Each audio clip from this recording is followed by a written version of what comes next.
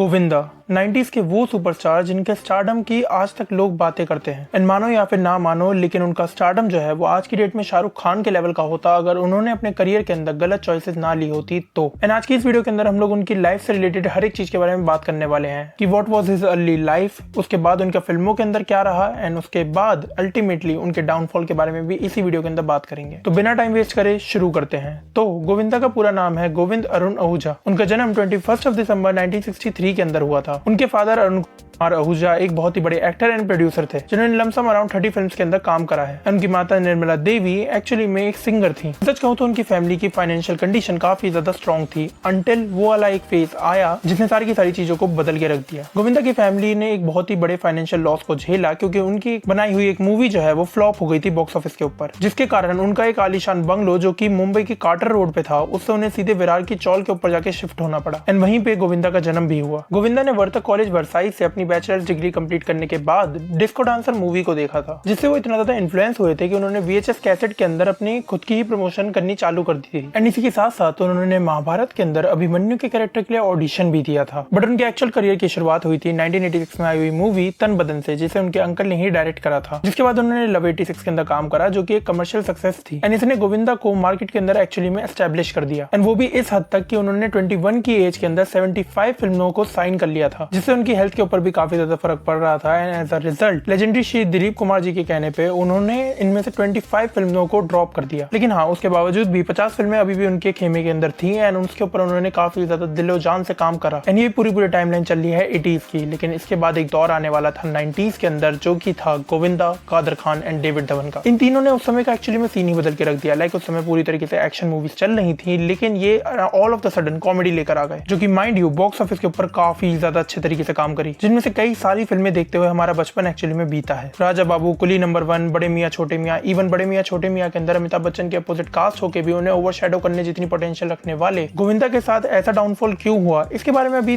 थोड़ी देर के अंदर बात करते हैं। बिकॉज माइंड यू अब आ चुका है 20s का एरा, जिसके अंदर पूरी तरीके से लोगों का जो टेस्ट है वो बदल चुका है। एंड इसके अंदर गोविंदा की जो मूवीज है वो काम नहीं कर रही थी। एंड इसी का एक रिपरकशन हमें देखने को मिला 2003 के अंदर, जब उन्होंने पॉलिटिक्स के अंदर अपना हाथ आजमाने की कोशिश करी and he actually won it. Like वो पॉलिटिशियन बन गए, लेकिन उससे कुछ फायदा नहीं हुआ क्योंकि सीधी सी बात है कि वो पॉलिटिक्स के अंदर इंटरेस्टेड सही मायनों में थे भी नहीं, जिसके बारे में हम लोग अभी थोड़ी देर में दोबारा से बात करने वाले हैं, the downfall section you know. क्योंकि 2006 के अंदर उन्होंने भागम भाग के अंदर काम करा जो कि एक हिट मूवी थी। एंड माइंड यू एक मल्टी स्टारर मूवी थी, ये पॉइंट याद रखना, बाद में UPSC के अंदर काम आएगा। जिसके बाद उन्होंने डेविड धवन एंड सलमान खान के साथ में मिलकर पार्टनर करी जो कि मूवी एक हिट थी। बट माइंड यू ये उनके करियर की आखिरी हिट फिल्म थी। इसके बाद जितनी भी मूवी रिलीज हुई वो सारी की सारी मिजरेबली बॉक्स ऑफिस के ऊपर फ्लॉप हुई हैं। एंड यहाँ से आता है गोविंदा का डाउनफॉल सेक्शन, जिसमें से सबसे पहला पॉइंट ये आ जाता है कि भाई भागम भाग एंड पार्टनर भले ही हिट हुई थी, लेकिन उसके अंदर गोविंदा का बहुत ही ज्यादा बड़ा रोल नहीं था। पहली बात तो भागम भाग एक मल्टी स्टार थी, दूसरे नंबर पे पार्टनर जो है वो मोस्टली सलमान खान की वजह से चली थी, ऑल्दो लोगों ने गोविंदा को बहुत ही ज्यादा पसंद करा। सेकंडली जो उनके डाउनफॉल का सबसे बड़ा रीजन बना वो ये है कि भाई उन्होंने काफी सारे प्रोजेक्ट्स को एक्चुअली में ना भी बोला एंड काफी सारे प्रोजेक्ट्स करे भी। इसे मैं ऐसे समझाता हूँ, उन्होंने बहुत ही ज्यादा मूवीज को साइन कर रखा था जिसकी वजह से वो एक सेट से दूसरे सेट भागते रहते थे। लेकिन उसके अंदर एक प्रॉब्लम और भी थी, उनका काम की तरफ प्रोफेशनलिज्म, सीरियसनेस ना दिखाना, जिसे लेके ये कहा जा सकता है कि भाई उन्होंने खुद ही अपने करियर का गला घोट दिया। क्योंकि प्रोड्यूसर उनके साथ काम करके एक्चुअली में फेड अप हो चुके थे, उन्हें नहीं मालूम था कि भाई